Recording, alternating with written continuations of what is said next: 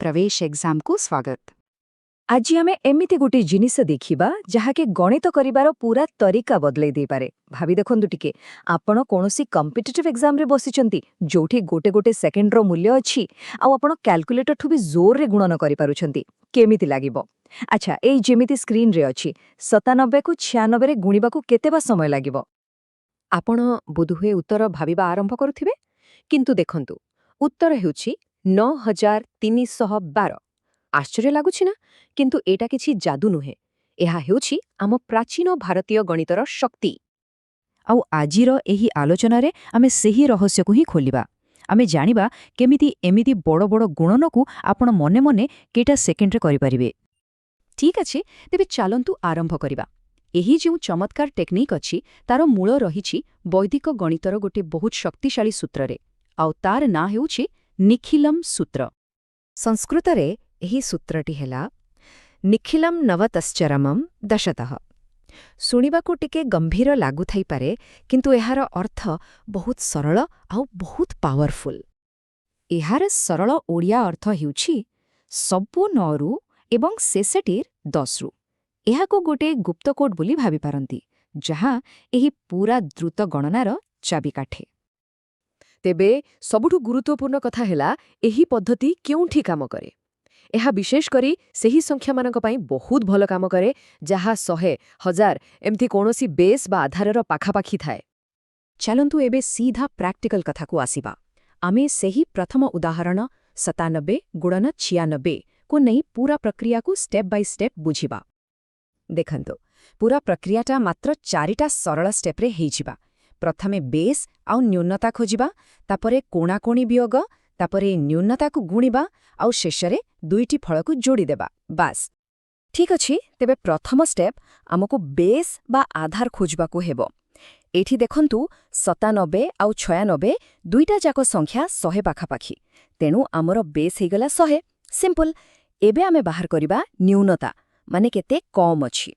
तो 100 रु 97 गले रहिला 3 और 100 रु 96 गले रहिला 4। बस एतिकी ही। एबे आसिला द्वितीय स्टेप, आउ एटा बहुत मजादार। आमे कोणाकोणी वियोग करिबा, माने 97 रु अन्य संख्यार न्यूनता जथा 4 को वियोग करिबा। तो फल मिलिला 93। आ सबुठु भल कथा हैला जदि आमे उल्टा भी करिथान्ते, माने 96 रु 3 वियोग करिथान्ते, तेबे भी सेही 93 ही मिलिथान्ता। एटा हैला आम उत्तरर प्रथम अंश। तृतीय स्टेप तो आहुरी सहज। आमे जो दुईटा न्यूनता बाहर करिथिले, माने 3 आउ 4, से दुईटा को एबे खाली गुणी दबा। तो 3 गुणन 4 हेला 12। एटा हेला आम उत्तरर द्वितीय अंश। एबे शेष स्टेप जोटा कि सबुठु सहज। प्रथम अंश 93 आउ द्वितीय अंश 12 को खाली पाखकु पाख लिखिदेबा। तेणु उत्तर हेला 9312। देखिले तो कित्ते सहजरे आमे उत्तर पाइगले। अच्छा एबे आसंतु आउ टिके आगकु जिबा। देखिबा एही शक्तिशाली कौशल बड़ संख्या क्षेत्र रे केमिति काम करुछि। चलंतु 994 को 998 रे गुणिबा। एठी संख्यागुड़िक 1000 पाखापाखी, तेणु आमर बेस हेगला 1000। तेबे 1000 रो न्यूनता केते 6 आउ 2। पुणी सेही पुराणा काम कोणाकोणी वियोग। 994 रु 2 गले 992। एहा हेला आम उत्तरर प्रथम अंश। एबे दुईटी न्यूनता को गुणिबा, माने 6 को 2 रे गुणिले हेला 12। तेबे कौन आम उत्तर 992? प्रथम नजरे तो लागुछि हाँ, किंतु एइठी गोटे छोटो ट्विस्ट अछि जहाको मने रखिबा बहुत जरूरी। ना सेटा पूरापूरी ठीक नुहे। आउ एठी गोटे बहुत जरूरी कथा मने रखिबाको पड़िबो। आम बेस कौन थिला 1000, ठीक? आउ 1000 रे केतेटा शून्य अछि? 3टा। तेनु नियम हेला आम उत्तरर डाहण पटे भी ठीक 3टा अंक रहिबा दरकार। आमर गुणनफल आसीथिला 12, जेउथिरे मात्र 2टी अंक अछि।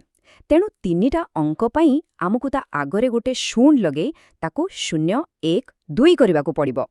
बस एही छोटो जिनिसोटा ही सबु फरक आनी देबो।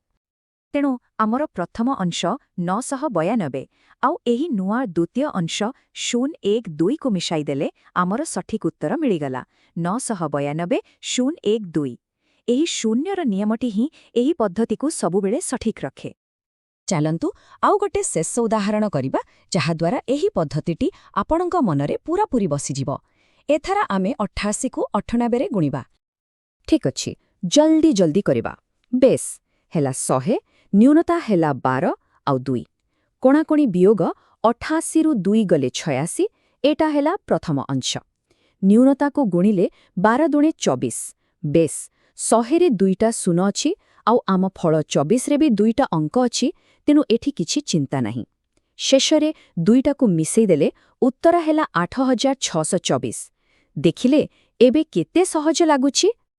ଏହା ତ କେବଳ ଗୋଟିଏ ଛୋଟ ଉଦାହରଣ, କିନ୍ତୁ ଏହା ଆମକୁ ଭାବିବାକୁ ବାଧ୍ୟ କରୁଛି ଯେ ଆମର ପ୍ରାଚୀନ ଜ୍ଞାନ ଆଜିର ଆଧୁନିକ ସମସ୍ୟାଗୁଡ଼ିକୁ ସମାଧାନ କରିବାରେ କେତେ ସାହାଯ୍ୟ କରିପାରିବ। ଆଉ ଏମିତି କେତେ ଜ୍ଞାନ ଲୁଚି ରହିଛି ଯାହା ଆଧୁନିକ ଆହ୍ୱାନର ସମାଧାନ କରିପାରିବ। ଏହିପରି ଆହୁରି ଅନେକ ଜ୍ଞାନପୂର୍ଣ୍ଣ ବିଷୟ ଜାଣିବା ପାଇଁ ଆମ ସହିତ ଯୋଡ଼ି ହୋଇ ରହନ୍ତୁ। ମାଗଣା ସରକାରୀ ପରୀକ୍ଷା ମକ୍ ଟେଷ୍ଟ ଏବଂ AI ପାୱର୍ଡ ଲର୍ଣ୍ଣିଂ ଟୁଲ୍ସ ପାଇବା ପାଇଁ praveshexam.comରେ ରେଜିଷ୍ଟର କରନ୍ତୁ।